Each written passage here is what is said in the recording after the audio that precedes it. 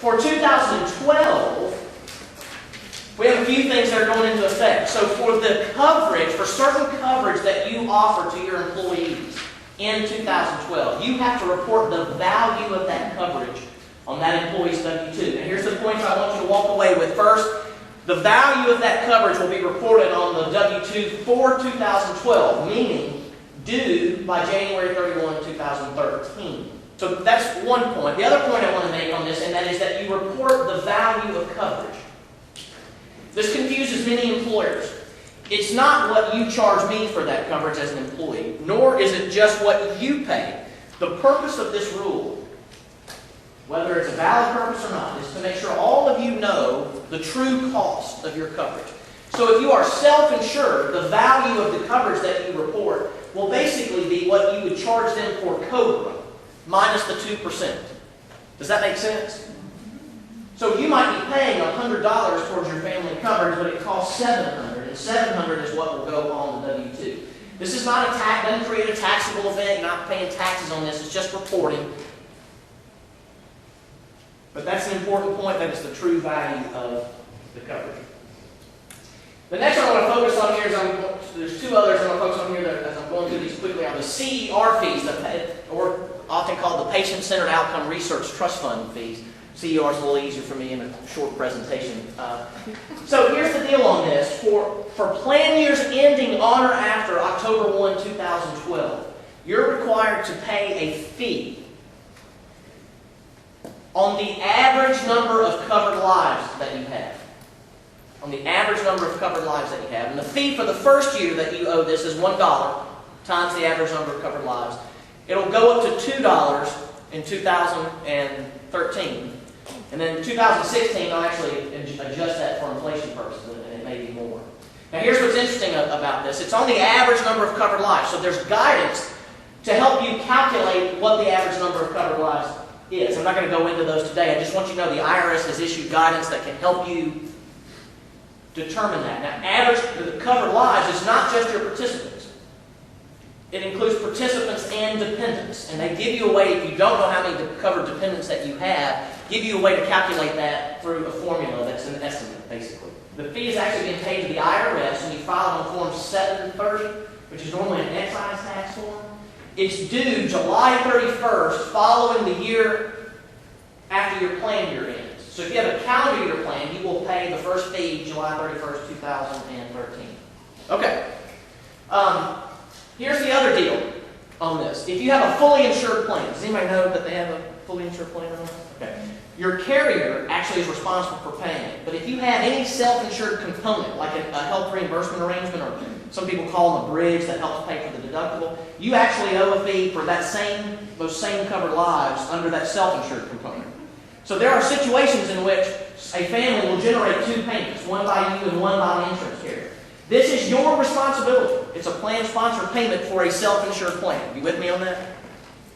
The carrier pays it for a fully insured plan, and you pay it for a self-insured plan. If the whole thing is self-insured, you only pay it once. But the fact that your carrier may be paying for somebody that you also cover doesn't matter. Now, the other point I want to make on this, and this is where you have to break the bill down into sections. So we talked about the health insurance reforms, and retiree plans that are only retiree plans aren't subject to the health insurance reforms, but they are this. So you're paying on both your active and your retiree plans. All right, we good on that?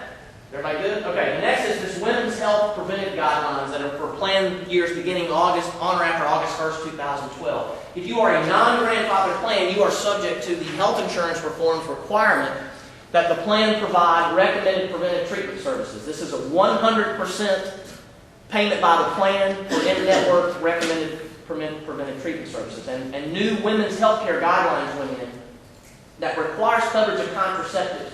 And there are two issues that are arising under that. Number one, religious organizations, obviously if you've seen in the news, have some issues with this particular provision for obvious reasons. They have issued two, I'm not going to get into details on today because I would need more time, but there are two pieces of relief that have been provided by HHS on this particular requirement. One is a permanent exemption for and if you're writing this down, we call them 6033 church organizations. It's code section 6033. Again, I don't want to get into the detail of that, but basically churches, church-affiliated organizations, those that serve those who share their same religious values, only hire those that share their same religious values. And then there's a 1-year enforcement moratorium for not-for-profit organizations that wouldn't fit into that particular category if they certify that they don't offer contraceptives because of their religious beliefs. All right, 2013, if you're a calendar year plan, you're dealing with, you will have to make sure you implement these new preventive care guidelines for women. If you took the Medicare Part D subsidy, did anybody provide prescription drugs to retirees and then receive that tax-free subsidy?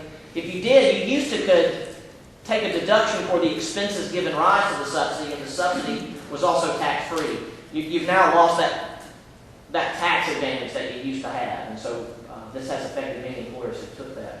The big issue, if you have a health FSA, which most of you did, is that for plan years on or after January 1, 2013, you have to limit salary reductions for the health FSA to $2,500. Now here's the kicker for that. The kicker for that is that it applies both intra-company. So if I have a control group employer, Company A and Company B, and Company A has its own health FSA, and Company B has its own FSA, and I make an election under Company A's plan for $2,500 for the year. I leave that company and go to the Company B. I lose eligibility under the Company A's plan. I gain it under Company B.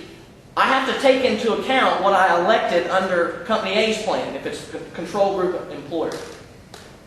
The second issue is that same concept applies if I terminate employment during the year and then come back. And if you allow me to make a new election, which most of my clients do, my prior election during that same plan year is going to impact what I can elect for the remainder of the year. You with me on that? Okay? And your plan provisions, when you do your amendment, need to reflect that. Don't forget this exchange notice. It comes up March 1, 2013. If you are subject to the Fair Labor Standards Act, and you are required to provide this notice to all your employees, benefits eligible or not. And it starts March 1, 2013. And I suspect, here's the note, that there'll be a model notice. We don't have it yet. In the event there's not a model notice, the notice that you'll have to create and provide has to explain to employees or tell them there is an exchange available with some information about where to find information on that. Plus, you have to tell them if your plan provides minimum value or not. Well, actually, I take that back. You have to tell them that it provides minimum value. What you have to tell them is that if it doesn't provide minimum value, they could qualify for a premium tax subsidy in the exchange.